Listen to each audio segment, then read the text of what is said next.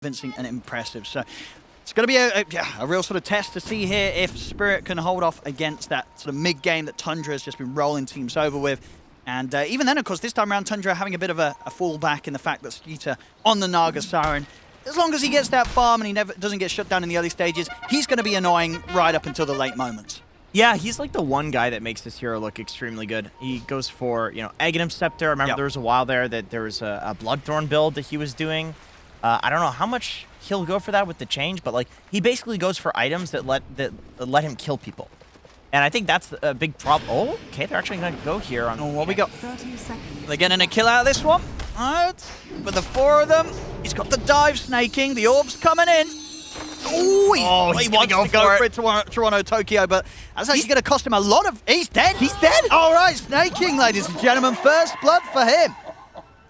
Yeah. I mean, you got to be those tier 2s, they do right? so much, And poor Toronto, Tokyo, he went for it, but Fairy Fire and snaking, he'll be very, very happy with that one. I mean, 172 damage per hit on those tier 2s. That's 1/4 of Puck's HP.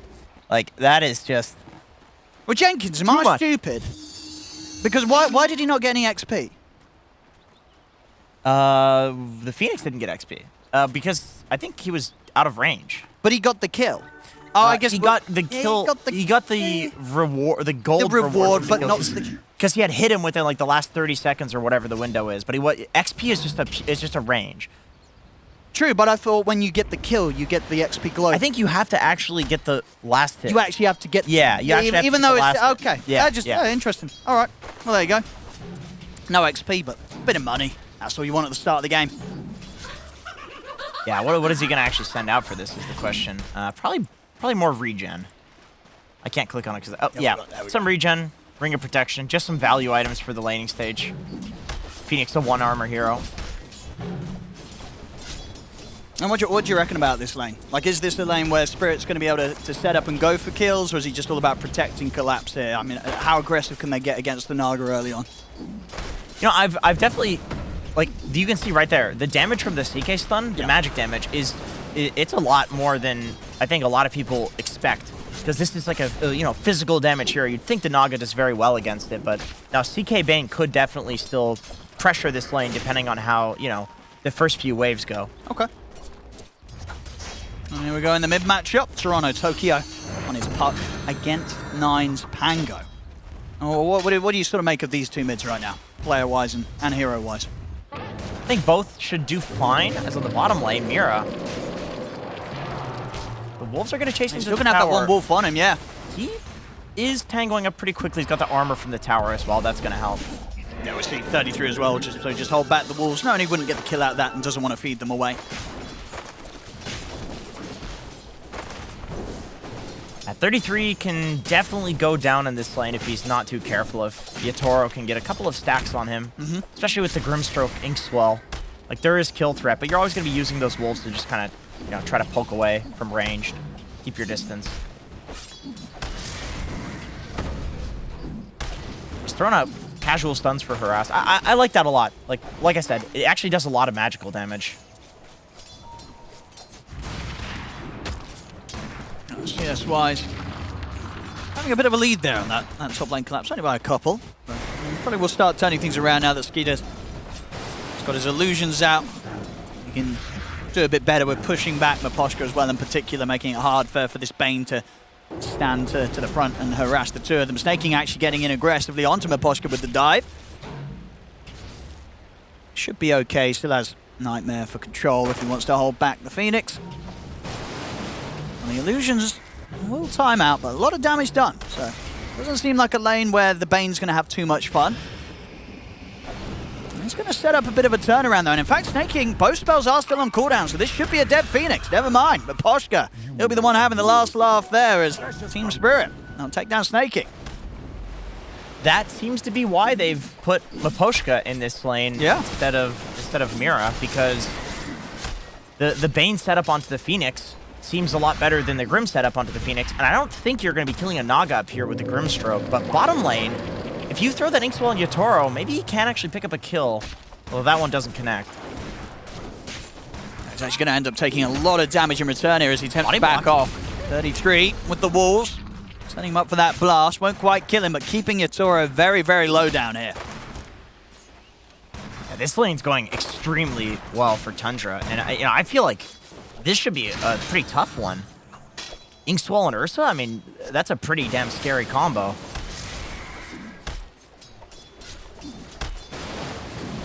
Shoots up. Once again. Good damage onto Skeeter. The illusions now once more pushing Miposhka back. Just keeping Spirit low, making it a little harder for Miposhka to stick around for setup.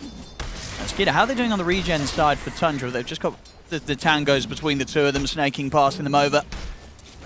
That's the final salve, but quick brain stab comes in. Make sure that Skeeter doesn't get the full benefit of that salve. Bottom lane. We'll get that kill on Mira, so that's sort of the micro. And again, the play from these two, 33 and Saxa. Really amping up the pressure, and again, just Yatoro taking huge amounts of harassment here from 33 and his Wolves. That death honestly might have been a like pseudo-suicide, where it's like, okay, I'm just going to play aggressive because Spirit's not doing well on regen in this bot lane. Like, we saw that with the body blocking from 33 especially, with the Wolves, like, the amount of damage that they got from that trade was just... It was too much. Somebody needed to die, and obviously you don't want it to be Yatoro. You saw Yatoro there charging straight at Saxa, maybe seeing if he could get a chance to get in on top of him. They've got the raindrop out on him now, so he'll have a bit better protection against the nuke from that blast of Saxa. That's 9. Smash in the mid. As you see, taking the small camp as well from Toronto, Tokyo. 39 CS. There's going to be one incredibly farmed Pango. Even having the Saxa Snapfire showing up. As at this point, 33. Looks like he's got to the stage where he's more than happy to be left on his own. And I just watched something small but kind of cool on the top lane. I just watched Skeeter go and farm a jungle camp quickly, and Snake King took the lane for just like a second because it was a Satyr camp. And it's just a little efficiency thing where, like, obviously Phoenix is perfectly comfortable pushing out this lane, just constantly pulling it back. So if there's a lot of pressure up here, Skeeter can just go jungle on Naga, and Snake King can take the lane. But just seeing that happen for like a brief moment when there's a good jungle camp is cool. It's just efficiency. Oh, trying to use it on the Wolves. And they've got the silence from the slow on Saxa, so Yatoro is going to attempt to turn, run down the Snapfire. Ooh, to get the micro, 33.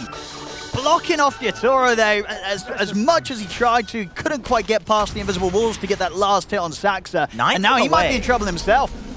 9 is here too. They've got the cookie again. There's the setup. 9 in with the swashbuckle and the shield crash. Tundra, they clean up the two of them. They're playing this bottom half of the map in this laning stage perfectly. They're getting into the heads of Spirit and Yatoro and Mira. They're getting tripped up completely. Yeah, and that's on the catapult wave too. Like, you can see the catapult hitting mid. 9 goes to defend that, and then bot 33, he's got his to work with. If you TB back into this lane as Yatoro and you die, like, this could be disastrous. It's rough, yeah. You've got to be careful. I mean, 33, you can tell already. He's on top form here with the micro this morning. Yep. And he is rushing Vlad. He's got it done right. He's actually not going for the Dom build. He's going Vlad's first, which makes a lot of sense. The item was just buffed. Costs like 300 gold less.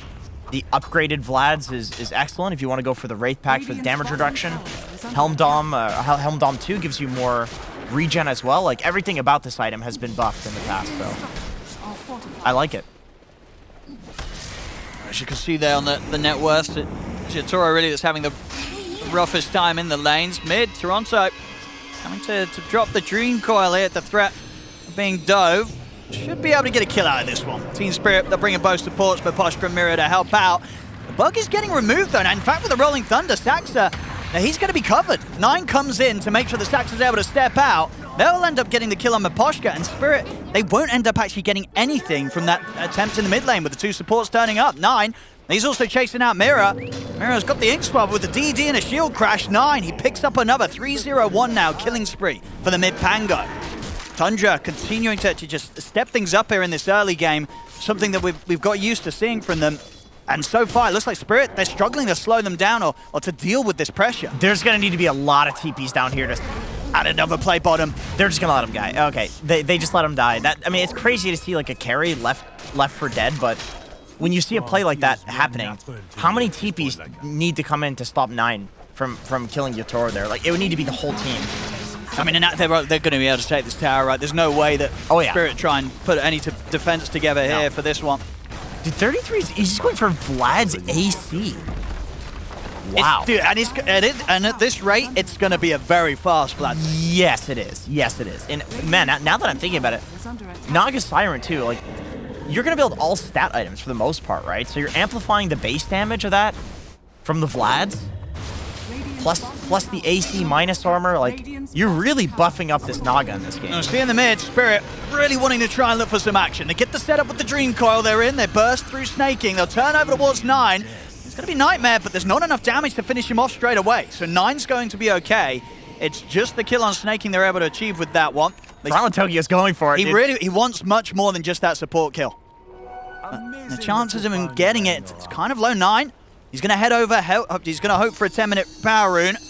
They'll try and put a stop to that as they'll jump forward. Collapse also coming in, and with the rift, they will manage to shut him down. They finally kill off the Pango. Kisses though. He's dead. He's dead. There's nothing to save him from that. So wow. Even when they're getting the kill here, finally onto that 9 mid Pango, it's still costing them the life of Toronto Tokyo. Saxa picks up a very nice bit of solo action with the ultimate. Yeah, that's just insanely high skill stuff from Saxa. And also Yatoro. He has got the ult to rely on. He's probably going to need to pop it for the damage reduction. He'll try and pop it and turn, but they're playing off to the side, and the walls, they're still on top of him. So when the ult comes to an end, he's got nothing to protect himself from the bite of 33's wolves. Saxa might... No, he's fine. Snaking's here, and the wolf, the cookie, it's on the 2 of them again. Spirit, they just can't catch a break here in this early game, Jenkins. Yeah, Saxa's just playing out of his mind. Completely out of his mind. I hear the roll. Now we have a bit of a bouncing action. Unfortunate for 9 there. Got caught on the little edge of the stairs, so Toronto Tokyo's going to be fine. Uh-oh, he's getting coiled. He might be in trouble himself. We'll get the shield crash off onto the 2 of them. Yasoro's TP'd over. And have the ult from the side. Anything else to protect 9? There isn't. He goes down.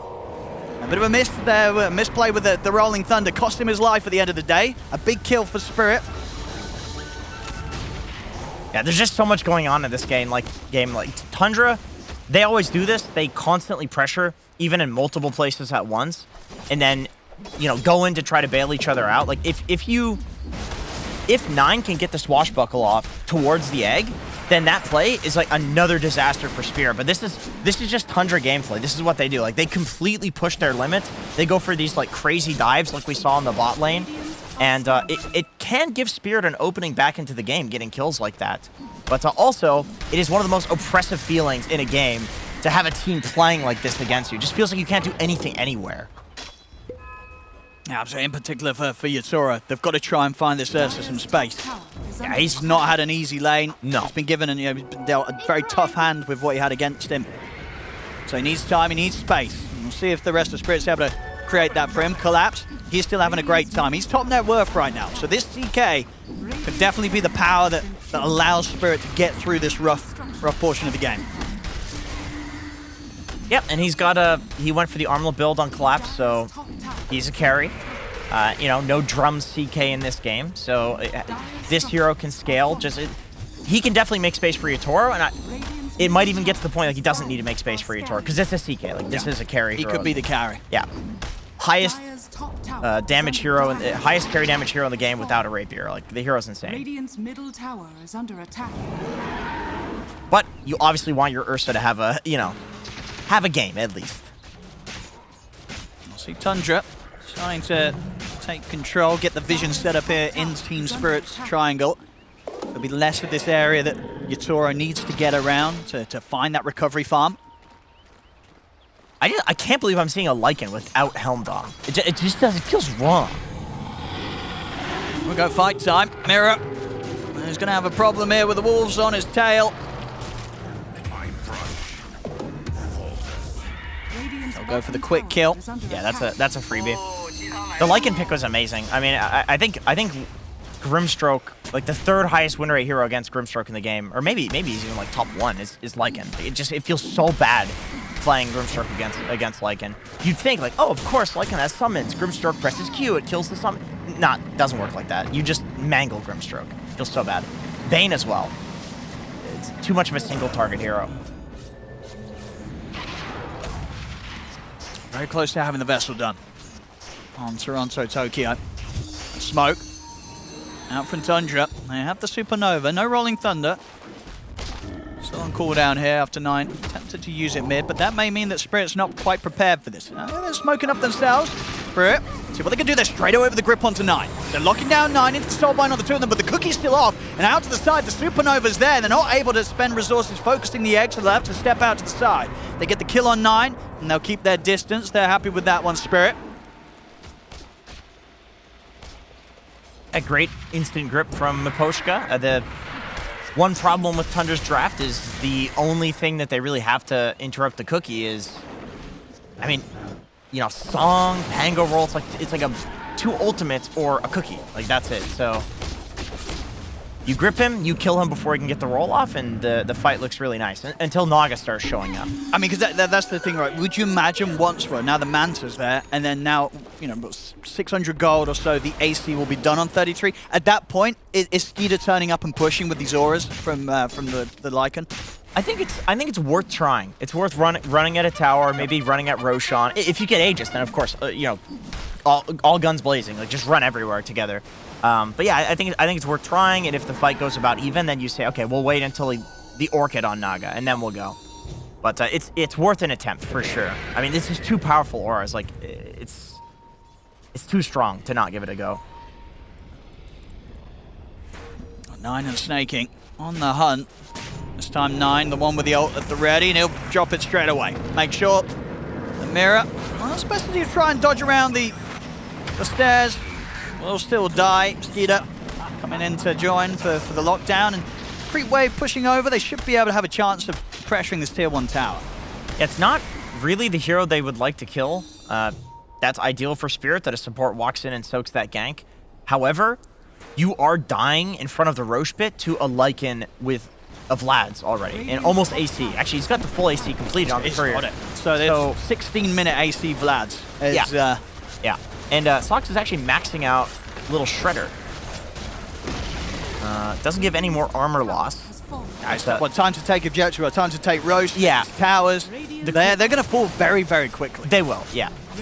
The cooldown on it helps you with taking this objective. And that's going to be pretty nasty. I mean, for Spirit, right, outside of the Ursa, they have got, you know, fight presence, especially around the power of Collapse of CK. But for this Ursa, you know, of course, going for the Battle Fury build, he's not going to be ready for quite some time to turn up to these defenses. Yeah, our boy has Perseverance Broadsword, and I mean, he's almost got the Battle Fury, but like when you go for this build, you need +2 items after the Battle Fury, like probably BKB Blink? You know, without a doubt, it is the right build to go for in this game. It's just, you know, it's a question of whether Spirit's going to be able to keep this game going long enough for Yatoro to be able to carry. He needs time. And at the moment, Tundra, they're showing no intention of slowing down. No.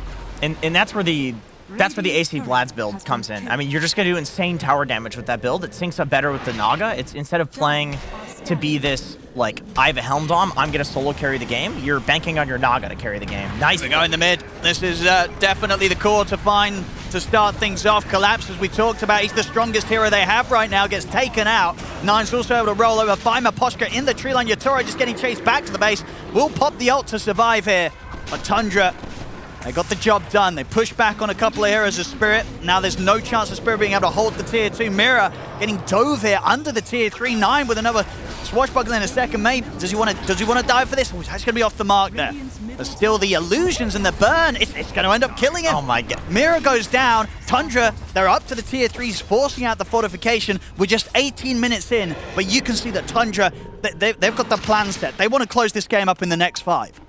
I feel like Tundra is going to be the reason that towers are just going to multi-shot by default. Like that's going to be a nerf at some point. Yeah. Because all these guys do is they take one pick off, And then they realize, hey, you're 4v5, you don't want to buy back, you're not ready to fight this. They just dive into your tier 3s and kill you, and if you buy back, they escape at 10% HP, maybe lose a supporter, sometimes it's 9 that goes down, but it's so punishing to make teams bleed like that. You know, because you know people were setting up in those tier 3s, so you just go in there, you dive, and you kill them. She collapse. Really wants to fight here. Gonna go for Saxa, but they've got backup. This is a hard fight for Spirit straight away. Miposhki gets caught by the Rolling Thunder. They're over to collapse. I mean, you see at this point, it's kind of like Spirit. They're trying to find an answer. They're trying to make these moves. It's getting a little too much for them, and I think they're running out of options, Jenkins. Yeah, 9 does lose the Aegis, so that's if they kill him again. And they found Toronto2kyo in the trees. He was over. It's looking rough here, Jenkins. Is there any way Spirit can slow this down? Oh man, I would say like exactly what Toronto2kyo was trying to go for there. Like he was going to go cut the next wave. With that's how you slow this down. You're never fighting this ball right now. Like even Saksa, 16 armor on a Snapfire. The collapse is huge, and he did almost no damage to him. You had to cut the creep wave, but he dies doing that. And I thought there was an Orchid that already came out. He finally completes it. Skeeter just killed him with the ensnare. It was just the ensnare. He was able to walk and find him in the trees, yep. He just found him. Because Skeeter knows that's the only counterplay to this. There's no fighting this. It's only delaying. Yeah, this is pretty insane here from Tundra. We've seen them play some fast games. We'll see Spirit try and put an effort in to stop this, but Skeeter here with his first song of the game. He's ready to stop that attempt, and they're ready to turn it around. The Kisses are coming out, the Rolling Thunder as well. Both supports dead. Toronto2kyo, he's got it all back to the high ground. As they just cannot keep their racks alive. The mid-set taken out. 20 minutes in here, 2 sets of racks done. We've seen Tundra come in with some fast games, but here in the playoffs, the first game, they're stepping it up to another level, Jenkins. Yeah, this is insane. And Spirit has looked incredibly good. This looks like a good Spirit draft, too. They have the Yules to catch him. This is over. This is not looking recoverable. No. Like, you need to do some crazy wave-cutting shenanigans with Toronto2kyo, but now you're dealing with 2 lanes of super creeps. Like, Puck is not even going to one-shot these waves with your 2 abilities at this point. Yeah, this is seeming wild stuff. I mean, to the point where I feel like this was one of the things, like, before this event, some people were maybe expecting to see, right, these sort of wild death pushes that would group up, end the game within 25 minutes. Are we going to see more teams try for this style of play that Tundra seems to have really locked down? Oh, definitely. I love this, by the way, that Skeeter, he had the opportunity to Orchid Toronto2kyo there on the Puck, and you would think, oh, Orchiding a Puck, of course I'm going to go for the Puck, it's the mid laner. But he realizes that the only way Spirit's going to fight... Here we go, Spirit. They found Skeeter. Got the Soul Bind, the Dream Coil as well, but Skeeter's out to the side. They're pulling back with the Rift. Skeeter will go down. See if they can get someone else. They've got the grip onto Saxa. A buyback, it's going to come out for Skeeter. I mean, you know, Skeeter feels that if they can win a team fight, they'll be able to end the game. So Spirit, if they could just get out of this, they might have a chance to hold on, but Collapse, he's been caught in the river. The CK goes down. It was a buyback, so maybe a little bit of a win condition.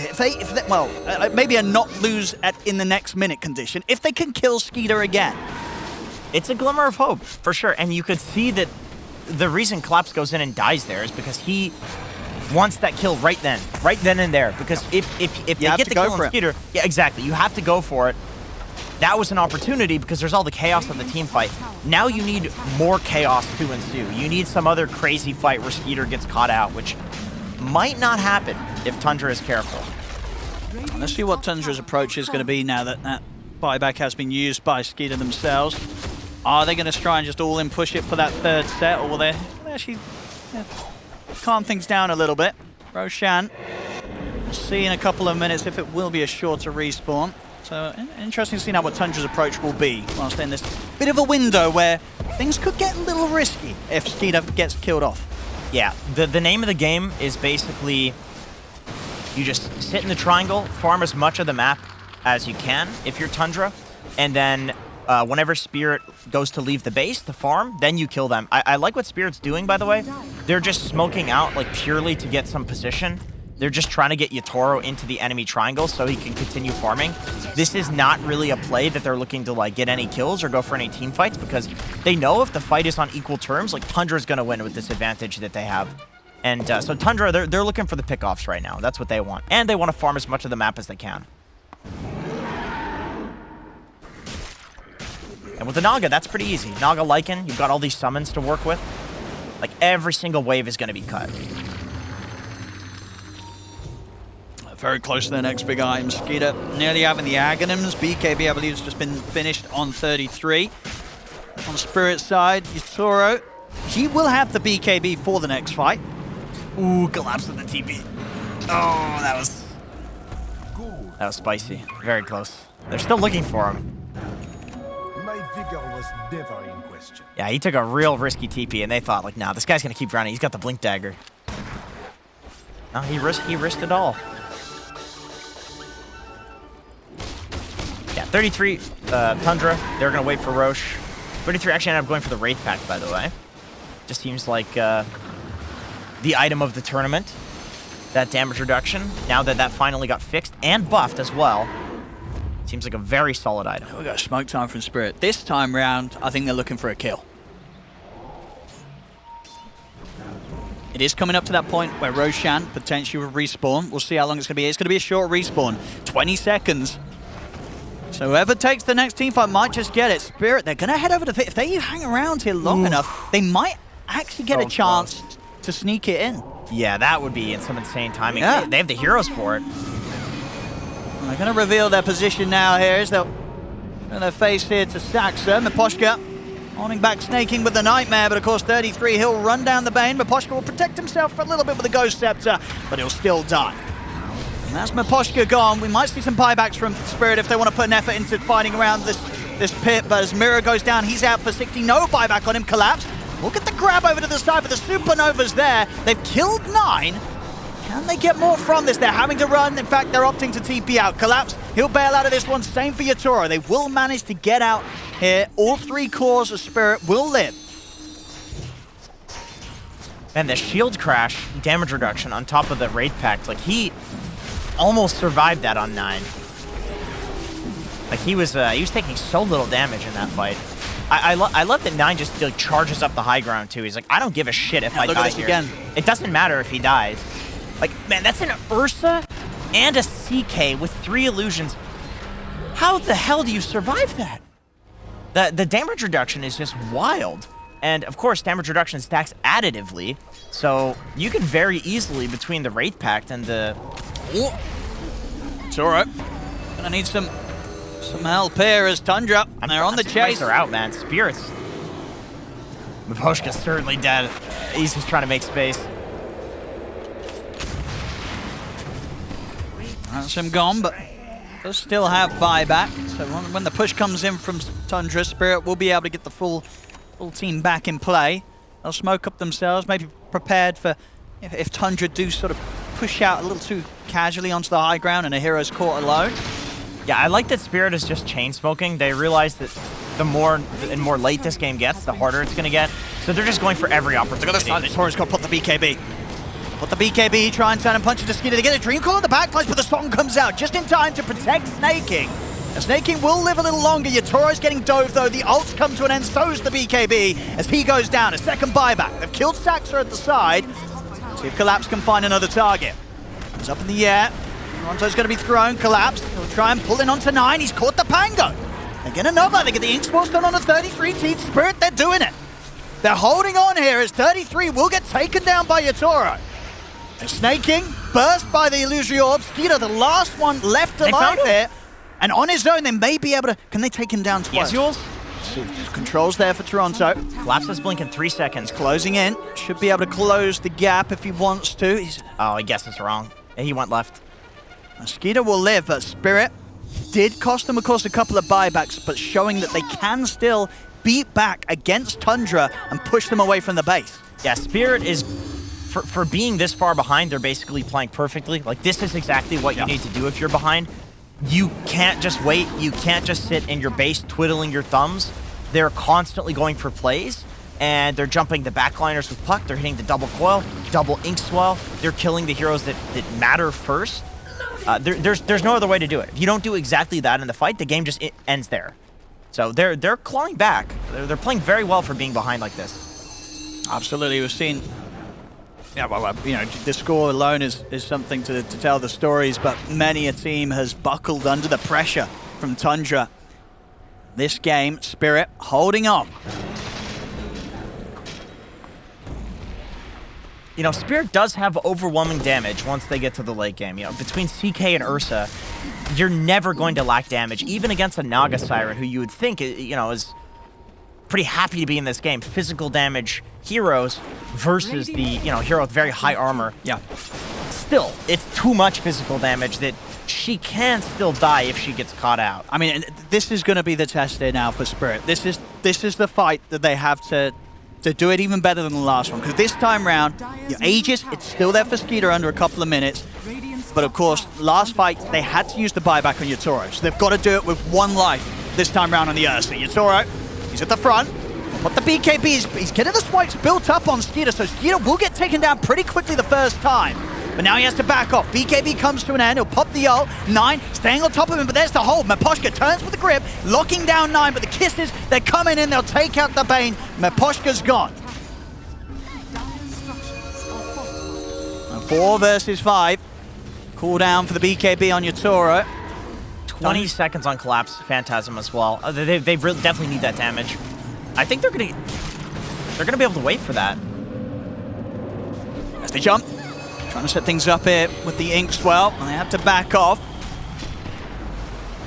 Tundra still in position to keep this push going. Phantasm up from Collapse. See what target he can find. He'll get the stuns off onto 33. No, BKB's there. 33 wants to push on for the Megas. Toronto trying again with the jump in. He's caught by the stuns. We'll quickly remove it with the Yules. Oh, almost gets the cookie.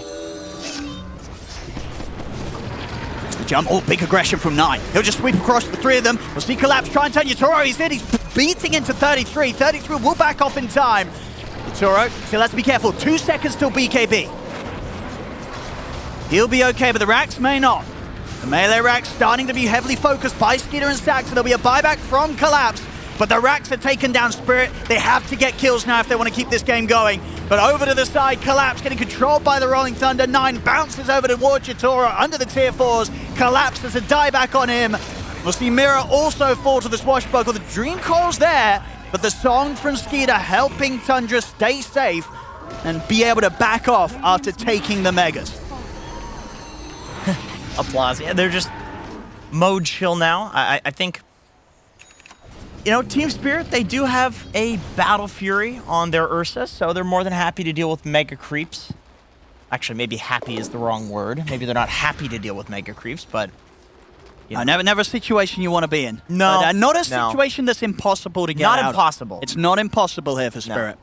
But Tundra... It's close to impossible, but, well, Gaben says it is. It says 0% there on the win probability. Oh, no, Gaben. I'd give these boys a healthy 2%. I mean, these are the TI winners. Come exactly. on.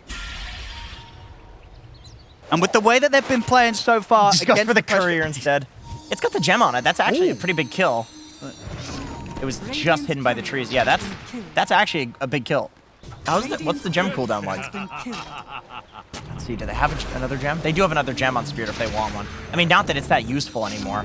Like, they can't get out of their base with these Megas, so you don't really need a gem, but you are feeding one to Tundra, so... Like, Tundra's not gonna, you know, you're not gonna get any deep wards up. By deep, I mean just outside of your own base. It's alright. That's as deep as it gets. It's a quick blast to the face there from Saxa. Trying to poke out. Maybe the BKB or the ult from Yatoro.